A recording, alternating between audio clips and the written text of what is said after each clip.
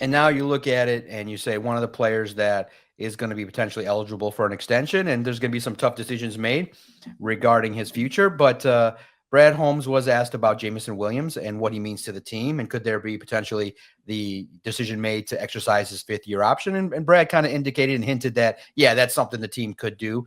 And the situation is this year coming up in 2025 is Jameson Williams' fourth year in the league. So the team has him under control for this year. They could exercise the fifth-year option. So 2025 he's under team control, and then he could be under team control for 2026 as well. I do think that's the case. You have him around, just a little bit north of $15 million a year in 2026. So I think that's a fair number for what he could bring to the table. He may also sign an extension, look for an extension. The team could go the route of franchise tagging him, making him, the average. He's get paid the average of the top players at his position. It would be, north of 20 million. So that would be something that would be intriguing. But at the same token, he may be wanting that security. And for the team and the cap, it's a little bit more advantageous to extend a player and kind of spread out the cap hit.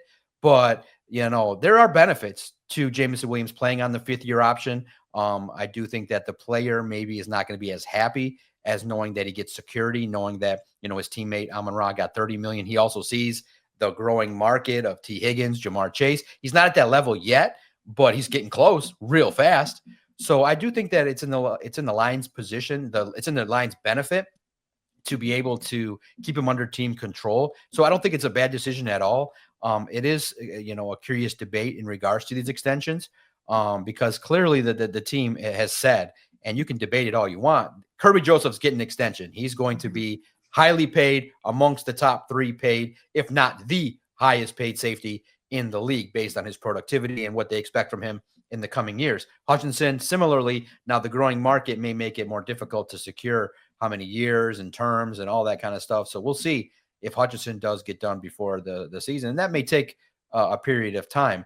But you look at it now, and I think that I don't see any real cons to exercising the fifth-year option of one of the game's emerging speedy wideouts in Jameson Williams, especially knowing the team put in the work. They understand they're cultivating a young player. Speed, is not something that is just found everywhere across the league. So I think the Lions are going to exercise the fifth-year option of Jameson Williams.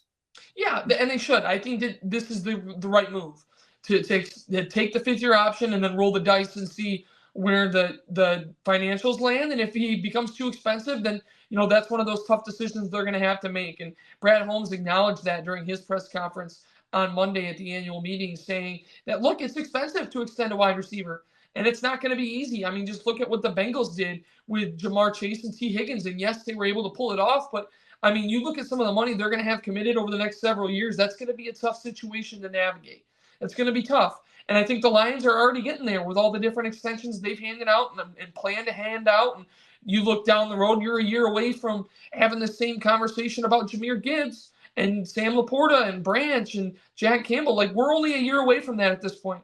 And you start to talk about the veteran talents. And, I mean, let's face it, St. Brown and Sewell is actually going to be on the fifth-year option, but St. Brown is heading into his first year of his new extension. So 3 years from now, you're going to be having the same conversation about Amon-Ra St. Brown, who could be earning even more money. And you talk about the franchise tag, Jameson Williams, you talk about the franchise tag potentially 2 years down the road. What's the average salary going to be for a wide receiver? Is he going to be making $30 million?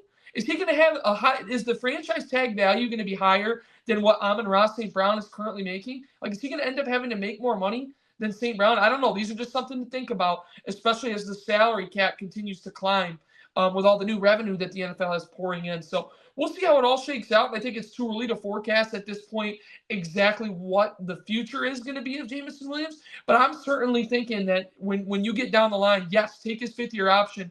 But another year after that, I just don't know if the Lions are going to be able to afford to pay him if they want to pay Gibbs and they want to pay Branch and they want to pay Laporta and Jack Campbell. Like, it's just going to be hard. And I think that, his speed, obviously you can't find that everywhere. But yeah, I just don't know where the Lions go if they want to bring in another wide receiver and all that and still pay all these guys they still have down the line. So it's going to be a tough offseason here in another couple of years. And that's why I think this year sets that tone. What do they do this year? Do they try to throw JMO an extension while it's still relatively cheap and take a chance? If I'm Jameson Williams, I'm not signing it. I'm not signing. I'm betting on myself. So we'll see how that all goes.